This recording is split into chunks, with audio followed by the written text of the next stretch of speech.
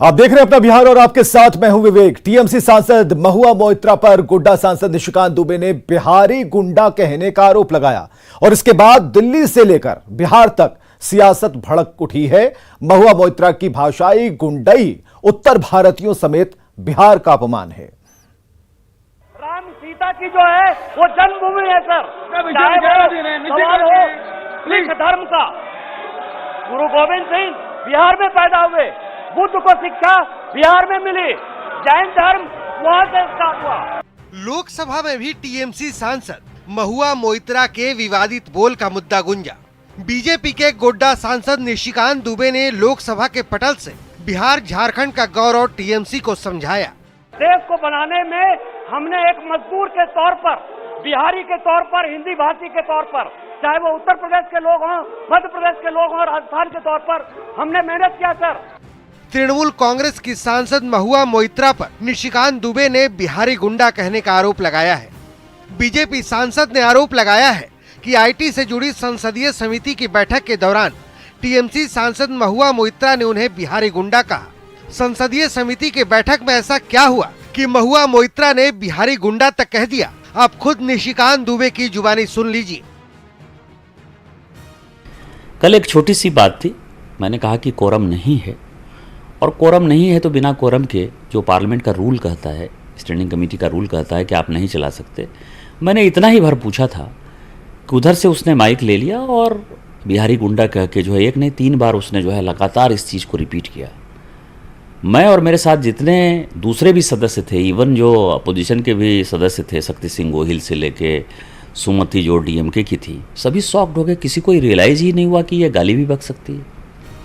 TMC सांसद की भाषाई गुंडई का बिहार के सभी सियासी दलों ने एक सुर में विरोध जताया है और इसे बिहार वासियों का अपमान करार दिया है।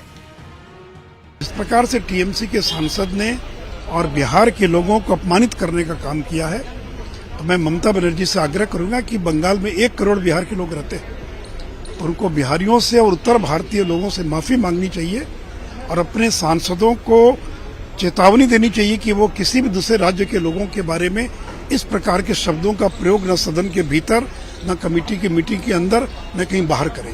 नहीं, जो लोग भी अगर ऐसा बयान देते हैं तो ऐसा बयान नहीं देना चाहिए, और कम से कम ये दुखद है, और इससे ज्यादा तो हम कुछ कह नहीं। जाहिर है बिहारियों को गुंडा बताने वाले टीएमसी सांसद महुआ मोइत्रा को बिहार की रत्ती भर जानकारी नहीं है, क्योंकि अगर वो माता सीता, बाबू वीर कुंवर सिंह, राजेंद्र प्रसाद, फणीश्वर नाथ रेणु, वशिष्ठ नारायण, आर्यभट्ट को जानती तो शायद ऐसी भाषा जुबान से नहीं फूटती। न्यूज 18 के लिए दिल्ली से विनीत कुमार के साथ पटना से साकेत कुमार की रिपोर्ट। बिहार सरकार के मंत्री नितिन नवीन ने महुआ मोइत्रा के बयान पर तेजस्वी यादव से सवाल पूछा है। उन्होंने कहा है कि तेजस्वी खुद को ममता बनर्जी का भतीजा बताते हैं, तो अपमान के सवाल पर चुप क्यों हैं? मैं तो ये मानता हूं कि ममता के दी के जो भी लोग हैं वो देश में केवल तनाव और शब्दों का कोई मर्यादा उनका नहीं रहता है, और यही कारण है कि ममता बनर्जी पूरी तरह से अराजकता के रूप में काम करती हैं। आज मैं बिहार में जो उनके भतीजा हैं, मैं तेजस्वी यादव से पूछना चाहता हूं कि आज बिहार के लोगों के बारे में जो अपमानित शब्दों का प्रयोग किया गया, उस पर वो निंदा करेंगे, उसका प्रतिकार करेंगे कि यहाँ पर भी वो मौन ही रहेंगे? विधानसभा के बाहर विपक्ष ने सरकार के खिलाफ प्रदर्शन किया। आरजेडी विधायकों ने कोरोना से हुई मौत पर मुआवजा और बालू माफिया के खिलाफ कार्रवाई की मांग की। आरजेडी ने सत्ता पक्ष के नेताओं पर मिलीभगत का आरोप लगाया।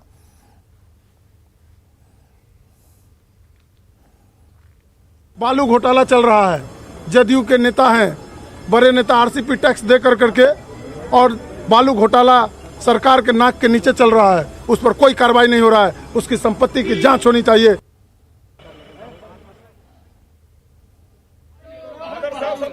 तो आरजेडी ने किया प्रदर्शन और अन्य दलों का भी प्रदर्शन यहां पर साफ तौर पर देखने को मिल रहा है। कोरोना से मौत पर मुआवजे की मांग चल रही है। सदन के बाहर सीढ़ियों पर हाथ में पोस्टर लेकर ये लोग प्रदर्शन कर रहे थे, मुंह पर काली पट्टी बांधी रखी थी। आरजेडी का प्रदर्शन, उससे जुड़ी हुई तस्वीरें।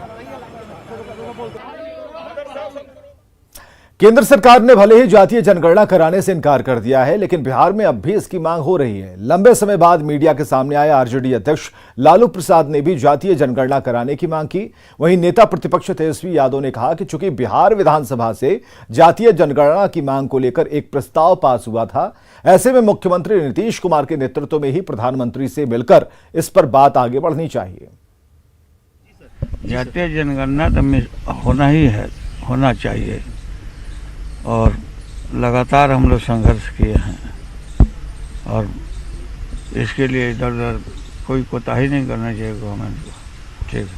और जब मुख्यमंत्री को ऐतराज नहीं है तो हम लोग कम से कम मुख्यमंत्री से मिलकर के ये बात कहें कि आप प्रधानमंत्री से मिलने का समय लीजिए। एक डेलीगेशन बिहार विधानसभा का, हम भी उसमें शामिल होंगे, सब दल के लोग शामिल होंगे क्योंकि सर्वसम्मति से पास हुई। प्रधानमंत्री से मिलकर के ये मांग करें कि जो बाकी के जो छूटे हुए जातियां हैं उनको भी इंक्लूड कराया जाए। बिहार विधानसभा में आज पीडीएस के माध्यम से मिलने वाले अनाज का मामला उठा। आरजेडी ने सरकार पर आरोप लगाया कि साल में सिर्फ 6 महीने ही गरीबों को राशन दिया जा रहा है, बाकी का गोलमाल किया जा रहा है। आरजेडी ने निगरानी या फिर विधानसभा की कमेटी से पूरे मामले की जांच कराने की मांग की। वहीं इस मामले पर सरकार का कहना है कि अनाज बांटने में किसी तरह की कोई गड़बड़ी नहीं हो रही। सरकार का मामला है, गरीब का मामला है। हम लोगों ने यह भी स्पष्ट किया 28, 29, 30 तारीख तक सामान उठाता है और 31, 1, 2, 3, 4, 5 तक बांटता रहता है। 1 महीना का सामान 2 महीना तक बांटता है। 6 महीना साल में देता है, 6 महीना का कालाबाजारी हो जाता है। जिस मुद्दा को उन्होंने उठाया था प्रश्न के माध्यम से कि कालाबाजारी हुई है और लोगों को, गरीब लोगों को राशन नहीं मिला है, ये सरासर उनका गलत आरोप था। अब तो सब पोर्टल पर लोड रहता है, बायोमेट्रिक सत्यापन के तहत पॉस मशीन के द्वारा अंगूठा लगाया जाता है, तब राशन मिलता है। हर तरफ देखूंगा। माननीय मंत्री जी बहुत सकारात्मक जवाब दिए हैं, आप लोग बैठ जाएं। उस जवाब से संतुष्ट नहीं होइएगा तो पुनः हम लोग विमर्श कर लेंगे। कह रहे महोदय कि जो भी सवाल है ये गरीब गुरबाओं से जुड़ा हुआ सवाल है महोदय, और बिहार की जनता से जुड़ा हुआ सवाल है। माननीय मंत्री जी ने कहा कि जांच कराना चाहती है, लेकिन लोग चाहते हैं कि निष्पक्ष जांच हो ताकि गरीबों का भलाई हो, उनको जो हक मिलता है वो पूरा हो। तो अगर संसदीय हम लोग अगर करा दे कमेटी से तो इसमें कोई बुराई नहीं है। लोगों को तो न्याय चाहिए और न्याय दिलाने में तो सरकार अगर इच्छुक है तो करा दे भाई संसदीय कमेटी से जांच, इसमें कोई बड़ी बात तो नहीं होनी चाहिए। और आज दरभंगा एयरपोर्ट की गूंज संसद में भी सुनाई दी। लोकसभा में नागर विमानन मंत्री ज्योतिरादित्य सिंधिया ने कहा कि दरभंगा एयरपोर्ट से उड़ान का फायदा आम जनों को मिला है। उन्होंने कहा कि इससे आसपास के 14 जिलों के लोगों में हर्षोल्लास का माहौल है।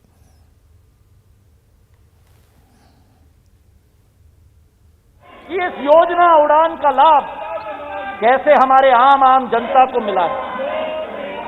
एक शहर है बिहार में, उस शहर का नाम है दरभंगा। उस दरभंगा में स्वतंत्रता के समय में एक हवाई पट्टी बनी थी और एक निजी एयरलाइन दरभंगा एविएशन 1950 से 1962 तक वहां चलती थी। उसके बाद दरभंगा नागर विमानन नक्शे से मिट गया, कोई सुविधा वहां नहीं मिलती थी। सबसे पास वाला एयरपोर्ट हवाई अड्डा पटना था जो 5 घंटे दूरी पे थी। 9 नवंबर 2020 को पहली फ्लाइट दिल्ली से दरभंगा पहुंची। केवल दरभंगा के वासियों के लिए नहीं, लेकिन दरभंगा के आसपास 14 जिलों के वासियों में एक हर्ष और उल्लास का वातावरण तैनात हुआ। और 1.5 सालों में सभापति महोदय, जिस दरभंगा में एक फ्लाइट भी नहीं आता था, जिस दरभंगा को सिविल एविएशन के नक्शे से उजाड़ दिया था, अब 1.5 साल में 110 प्लेन के मूवमेंट है दरभंगा से पूरे देश के इर्द गिर्द। और 1.5 लाख यात्रियों को दरभंगा से नवंबर 2020 से मार्च 2021 तक देश के कोने कोने में इस उड़ान योजना ने पहुंचाया है। और ऐसी कहानियां दुर्लभ हैं सभापति महोदय। तो दरभंगा एयरपोर्ट का नामकरण जल्द ही मैथिल कोकिल विद्यापति के नाम पर होगा। दरभंगा में घरेलू यात्री टर्मिनल और निर्माण कार्यों पर 120 करोड़ रुपए खर्च होंगे। कल राज्यसभा में नागर विमानन मंत्री ज्योतिरादित्य सिंधिया ने इसकी जानकारी दी और केंद्र सरकार के इस फैसले का दरभंगा के लोगों ने स्वागत किया है। हम अभी दरभंगा एयरपोर्ट के बाहर खड़े हैं और हमारे पीछे जो आप टर्मिनल देख रहे होइएगा उसमें जो नाम लिखा हुआ है दरभंगा हवाई अड्डा। बहुत जल्द ये दरभंगा हवाई अड्डा अब इसका नाम परिवर्तन होकर जो नाम नया रखा जाना है, जो यहाँ से प्रस्तावित था महाकवि कोकिल विद्यापति टर्मिनल, बहुत जल्द होने वाला है, जिसको लेकर कल राज्यसभा में जो सुशील कुमार मोदी के सवाल पर नागर विमानन मंत्री ज्योतिरादित्य माधवराव सिंधिया ने जो जवाब दिया उसके अनुसार ये विचाराधीन है। और अब विचाराधीन ही नहीं कहे कि अब जो लास्ट प्रोसेस में है और बहुत जल्द जो है इसका नाम बदल दिया जाएगा। वहीं ज्योतिरादित्य माधवराव सिंधिया ने कहा कि 120 करोड़ जो बजटीय इसमें प्रावधान है, जिसमें नया टर्मिनल बनना है और जो निर्माण कार्य है उसके लिए भी जो है फंड दे दिया जाएगा।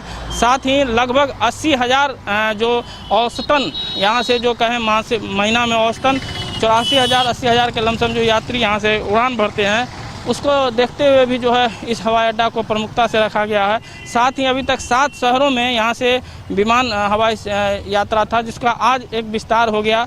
जो बेंगलोर तक जो स्पाइसजेट की हवाई यात्रा थी उसे अब चेन्नई तक बढ़ा दिया गया है। तो सारे वस्तु को देखते हुए यह अनुमान लगाया जा रहा है कि बहुत जल्द जो है अब इस दरभंगा हवाई अड्डे का नाम विद्यापति के नाम पर हो जाएगा।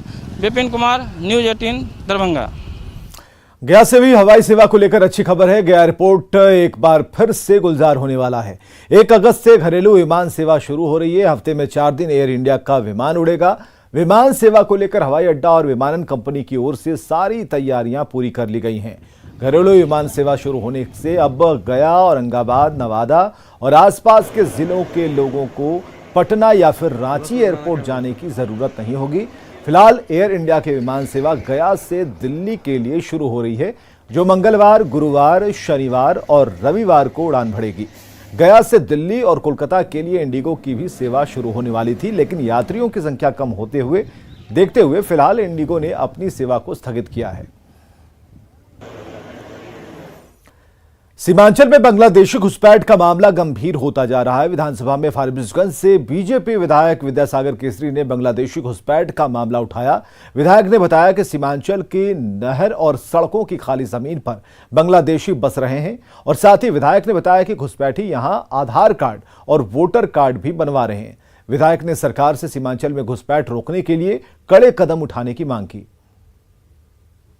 लेकिन अब जो हालात है कि अररिया जिला सहित सीमांचल के सभी जिलों में खास करके सड़कों के किनारे, नहरों के किनारे, तालाबों के किनारे और गैर मजरूआ आम और खास जमीन पर इन लोग खास करके इसको टारगेट बनाए हुए और उस जगह पर ये अपना अवैध निर्माण कर कब्जा करके अपना घर को बना रहे हैं।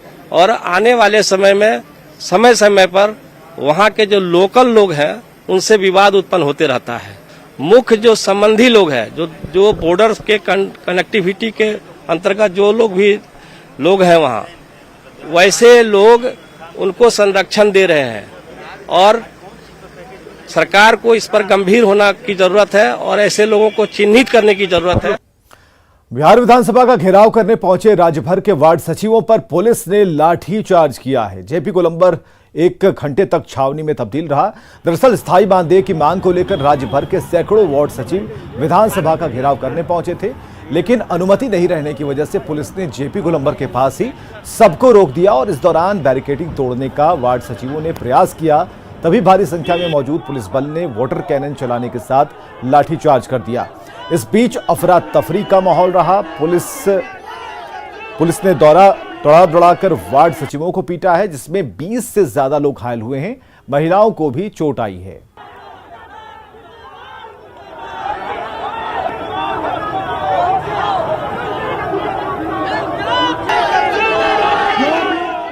पटना पुलिस का बर्बर चेहरा आज सामने आया, जहां प्रदर्शन करने पटना पहुंचे राज्य भर के वार्ड सचिवों की बेरहमी से पिटाई की गई और घायलों को अपने हाल पर छोड़ दिया गया। लाठीचार्ज में 20 से ज्यादा वार्ड सचिव घायल हुए हैं, जिनमें कई को गंभीर रूप से चोट आई है। घायलों को अस्पताल पहुंचाने के लिए एक एम्बुलेंस तक की व्यवस्था नहीं की गई।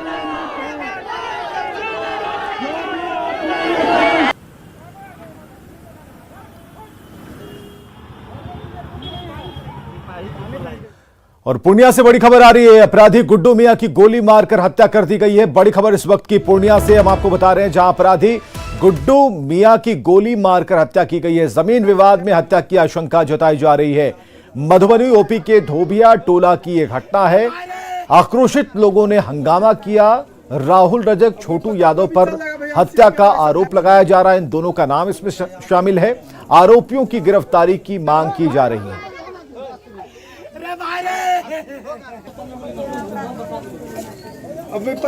गोली मारकर की गई है हत्या। जमीन विवाद में हत्या की आशंका जताई जा रही है। हालांकि मरने वाले का आपराधिक इतिहास रहा है। मधुबनी ओपी के धोबिया टोला की यह घटना है और लोगों ने हंगामा करना शुरू कर दिया। आक्रोशित लोगों ने वहां पर काफी भीड़ जमा हो गई। हत्या का सामने आ चुका है सीसीटीवी फुटेज और पुलिस उसके जरिए उन दो लोगों की शिनाख्त करने में जुटी है जिसने इसे गोली मारी थी। तो पूर्णिया से इस वक्त की बड़ी खबर।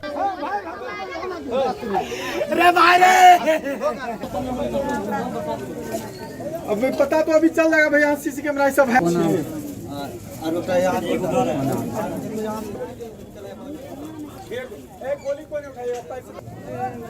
तो पूर्णिया से ये बड़ी खबर हम आपको बता रहे हैं। हत्या का सीसीटीवी फुटेज सामने आया है। अपराधी गुड्डू मियां की हत्या की गई है और बताया जा रहा है कि जमीन संबंधित कुछ मामला था जिसको लेकर विवाद था और उसी को लेकर इसे गोली मारी गई है जिससे उसकी मौत हो गई। दो लोगों के नाम सामने आ रहे हैं जिन पर हत्या का शक है और पुलिस सीसीटीवी खंगाल रही है ताकि उन दोनों की शिनाख्त हो पाए, उन अपराधियों की शिनाख्त हो पाए जिसने इसे किसी रंजिश के तहत गोली मारी है जिससे इसकी मौत हो गई। अपराधी गुड्डू मियां की हत्या कर दी गई।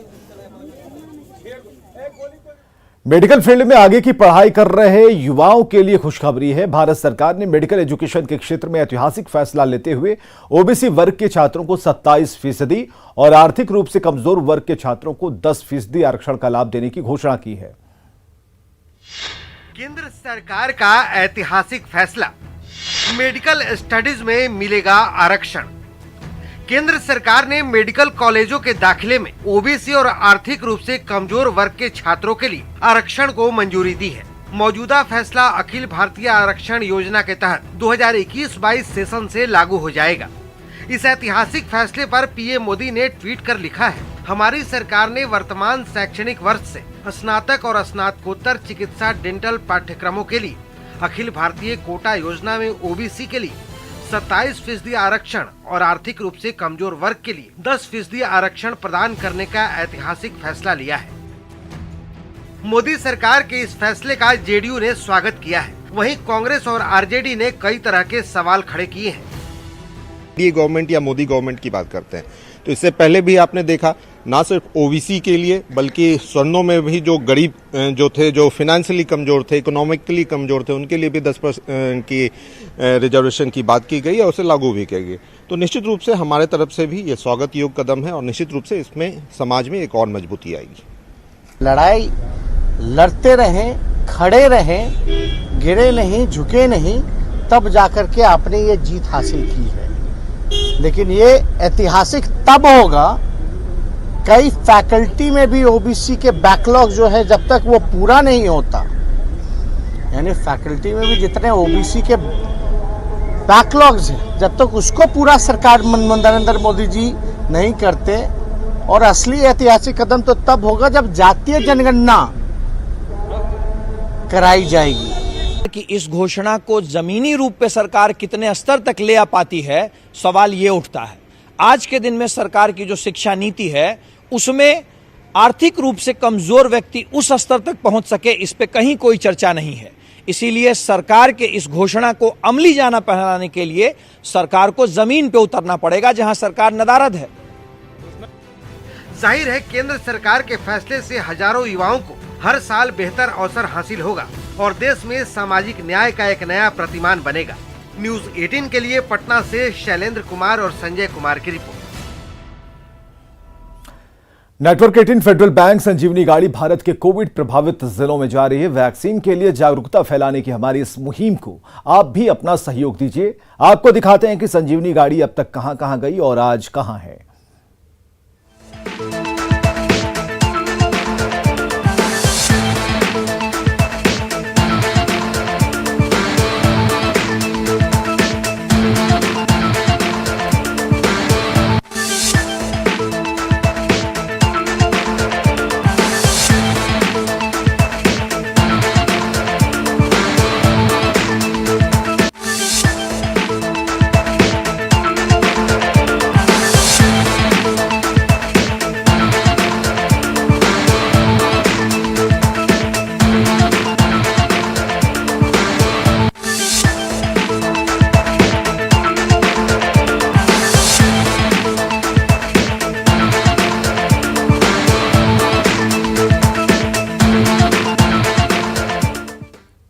और खबरें लगातार जारी हैं, बने रहिए हमारे साथ।